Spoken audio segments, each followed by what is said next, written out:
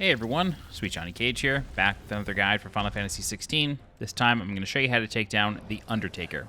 The Undertaker opens up with a cheekily named attack called Spears Within. You can precision dodge through that, however, I'll show you in a moment, it's much easier to manage if you are close to him. But just keep in mind, if you are ever sort of out of position, you can dodge it, it's not the end of the world. This boss has a number of physical attacks that can be quite difficult to time. They seem slow, they have big windups, but for some reason he can actually get them out pretty fast. And this guy is sort of like a precursor to the next boss in a way, but we'll deal with that when we get to it. So he uses Spirits Within again here, but you see I just moved to his right and just dodged it. No big deal. You can just attack him the entire time it's happening. It's a pretty easy attack to negotiate. I use Rook's Gambit here from the Garuda tree to get a precision counter on him, deal a whole lot of will damage, and then we start getting some extra damage. I meant to use this at the start, but I do recommend using Judgment Bolt with Ramuh. It just breaks his will really, really strongly. It chunks like 40% off. So you saw there he did a big stomp with a ring that he emits from his feet. When he does that, it's hard to dodge if you're close, but if you are a decent distance away from him, you can just jump over the ring. Just press the X button to jump.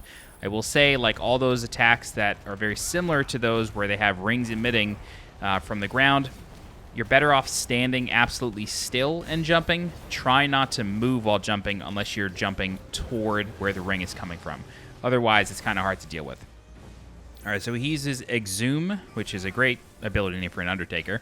All that's going to do is it's going to cause orbs to spawn on the ground, and they seem pretty easy to dodge, which they are, but they keep happening for quite a while. So you'll typically follow that up with Spirits Within, and again, all you got to do with Spirits Within is just get behind the boss, but because of Exhume, now there's going to be orbs at your feet, so you can't just stand in one place the whole time. You have to be very conscious of where you are standing and pay attention to those orbs. So I keep getting hit by this tackle. I just keep eating it for some reason.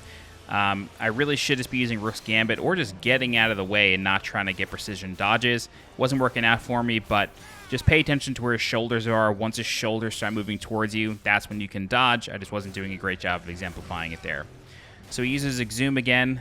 You can get hit by the initial hit, the sort of slam into the ground that does deal damage. I thought it didn't. I thought it was purely an AoE attack that you just had to eventually dodge the orbs, but turns out that first attack does deal a lot of damage. You saw there he did not follow up with Spirits Within. Instead, he did a tackle, and just sort of pay attention to what he's doing.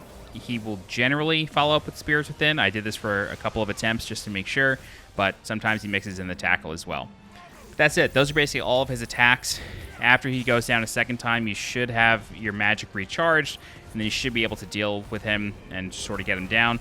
Don't be afraid to spend your limit breaks. Anytime you get him staggered all the way, you should be able to recharge it in time for your next stagger and have it full the next time.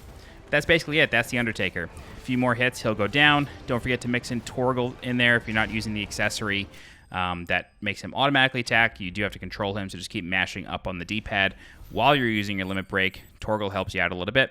Doesn't do a ton of damage, but every little bit helps. But that's it. All right, if you have any questions, please feel free to leave a comment. I'll do my best to help you out. If you're looking for more guides for Final Fantasy XVI, please subscribe to the channel so you get alerted when new guides go live. If you're interested in supporting the channel monetarily, please consider becoming a channel member by clicking the join button below this video. Don't forget to follow me on Twitter and join my Discord. The links for those are in the description below. As always, I'm SweetJohnnyCage. Thank you so much for watching, and I'll see you next time. Bye-bye.